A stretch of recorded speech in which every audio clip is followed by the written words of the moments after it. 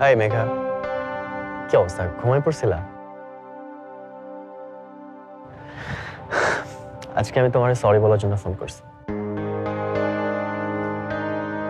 আজকে তোমাদের গেস্টের সাথেও আমি মিসবিহেভ করছি, কিন্তু আমি শুধুমাত্র তোমার জন্য সরি ফিল করতেছি। তুমি আবার এইটা ভাইবো না যে ওই ক্রিঞ্জ টাইপের ফলার জন্য আমি সরি বলতেছি।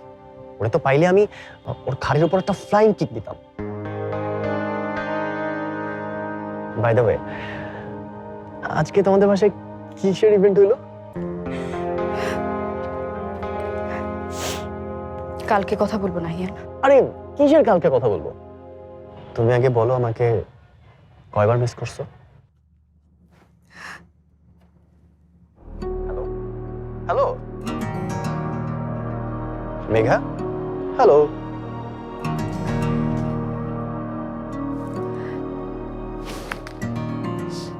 তোমাকে বললাম না নাহিয়ান, কালকে তোমার সাথে কথা বলবো। এরপরেও তুমি কথা চালাই যাইতেছো, যখন তখন ফোন দিতেছো, বাসায় চলে আসতেছো। তোমার কি এতটুকু লজ্জা নাই? হিউস্টনে রকিং টেস্টি, সীমানা ছাড়াও নিজেকে হারাও।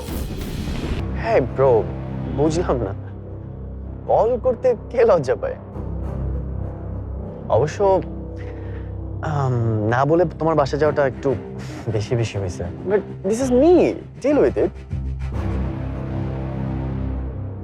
কালকে সকালে আবার যাব তোমাকে পিক করতে।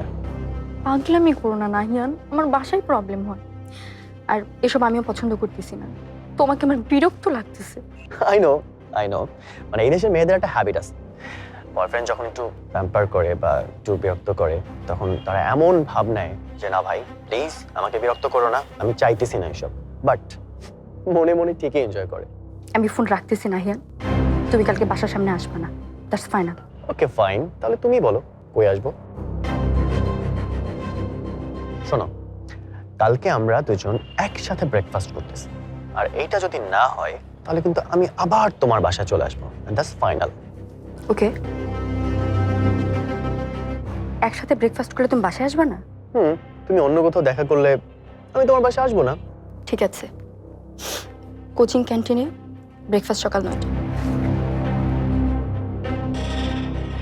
মেয়েদের এত বুদ্ধি কেন? মানে দিস ইজ নট ফেয়ার।